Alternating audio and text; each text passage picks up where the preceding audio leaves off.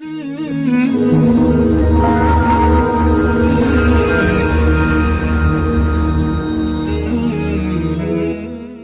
لشکر آپس میں لڑ رہے ہیں ایک میدان میں۔ ایک جنگلی بدوؤں کا قافلہ، جنگل کے لوگ اپنے قبیلے کو لے کر، ایک جنگلی قبیلہ اپنے سردار کے ساتھ نقل مکانی کر رہا ہے ایک جگہ سے دوسری جگہ۔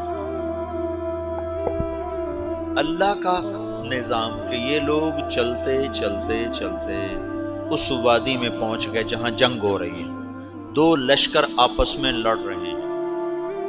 جب یہ وہاں پہنچتے ہیں تو ایک لشکر کے قدم اکھڑ رہے ہیں اور دوسرا غالب آ رہا ہے۔ ان کو نہیں پتا شکست کھانے والے کون ہیں اور فتح پانے والے کون ہیں، ان کو نہیں پتا۔ اس جنگلی قبیلے کے سردار کا نام بھی تغرل ہے، تغرل۔ تو یہ سردار کہتا ہے جو شکست کھا رہے ہیں ان کی مدد کرو، کچھ پتہ نہیں کون ہے، کہتا جو شکست کھا رہے ہیں ان کی مدد کرو۔ تو 400 وحشی جنگلیوں نے فاتح لشکر کے پیچھے حملہ کر دیا۔ تو ایک کافی ہوتا تو 400 دوڑ دوڑ جب تلواریں پڑیں تو چند لمحوں میں نقشہ بدل گیا، بھاگنے والے جم گئے اور جمنے والے بھاگ پڑے۔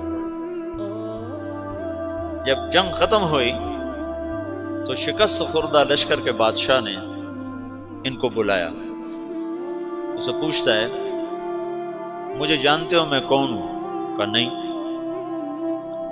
کہا تو تم نے میری مدد کیوں کی؟ کہا انسانی ہمدردی کی وجہ سے، تمہیں شکست ہو رہی تھی اس لیے تمہاری مدد کی۔ اور اس نے اپنا تعارف کرایا، میں ہوں سلیمان سلجوقی ترکی کا بادشاہ۔ مسلمانوں کا لشکر تھا اور تاتاریوں سے شکست کھا رہا تھا، تاتاری فتح پا رہے تھے، مسلمان شکست کھا رہے تھے۔ تو وہ اللہ کی غیبی مدد بن کر آئے۔ تو وہ اس سے کہتا ہے میرے ساتھ رہنا پسند کرو، تم نے میرے اوپر احسان کیا ہے، میں اس کا بدلہ دینا چاہتا ہوں، میرے ساتھ رہنا پسند کرو گے؟ کہنے کا کر لوں گا۔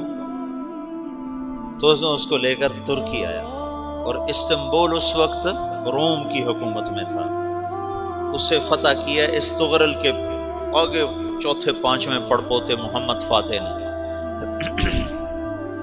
تو یہ استنبول ہے، یہ ترکی ہے، بیچ میں ایک چھوٹا سمندر ہے، یہاں ایک جاگیر ہے۔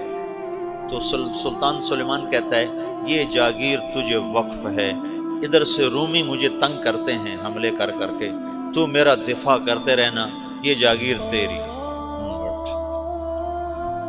اس جاگیر پہ اس نے اپنے قافلے کو آباد کر دیا، اپنے قبیلے کو، اور ایک چھوٹی سی حکومت بنا لی، جو ایک صوبہ سمجھو سلمان سلجوقی کا، وہ ایک چھوٹا سا صوبہ ہے۔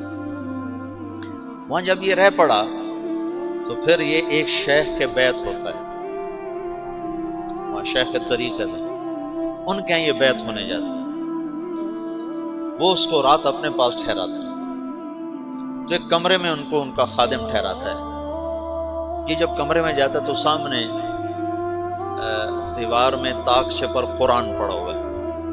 تو یہ تغرل بیگ کہتا ہے یہ کیا ہے، یہ کیا ہے؟ تو وہ خادم کہتا ہے یہ کتاب اللہ ہے، قرآن ہے۔ وہ اس کو وہاں چھوڑ کے باہر چلا جاتا ہے۔ وہ دیہاتی آدمی، جنگل کا رہنے والا، پہلی دفعہ زندگی میں قرآن دیکھا، وہ کہتا ہے یہ قرآن ہے، اللہ کی کتاب ہے، میں اللہ کی کتاب کے سامنے سو جاؤں، کتنی بے ادبی ہے۔ تو اس نے اسے قرآن اٹھایا اور سر پہ رکھا اور کھڑا ہو، ساری رات قرآن سر پہ رکھ کے کھڑا رہا۔ رات کے پچھلے پہر اس کو خواب آیا، کھڑے کھڑے اس نے دیکھا کہ اس کی پشت سے ایک چاند نکلا اور شیخ کی بیٹی کے سینے میں جا کے اتر گیا۔ پھر اس لڑکی کے سینے سے ایک درخت نکلا جو پھیلتے پھیلتے پھیلتے 3 بر اعظم پہ چھا گیا، افریقہ پر، یورپ پر، ایشیا۔ پھر اس کی آنکھ کھل گئی، وہ کھڑا ہوا ہے۔ تو اس نے صبح یہ خواب اپنے شیخ کو سنایا، تو انہوں نے اپنی بیٹی اس کے نکاح میں دے دی۔ اس بیٹی سے ایک بچہ پیدا ہوا، تغرل بیگ نے اس کا نام رکھا عثمان، عثمانی ترک نام سنو، جو میں نے کل بتایا تھا کہ 1924 میں وہ خلافت ختم ہوئی۔ تو ایک بیٹا پیدا ہوا عثمان۔ عثمان نے پھر ایک نئی اسلامی حکومت کی بنیاد رکھی جو 1924 تک چلتی رہی، کوئی 800 سال یہ حکومت چلی۔ تو حکومت کا شیرازہ بکھرا لیکن پھر جڑ جاتا تھا، اور وہ قرن اول والا جوڑ کبھی نہ پیدا ہوا، ٹکڑے بن گئے۔ ان ٹکڑوں میں اللہ لوگ پیدا کرتا رہا۔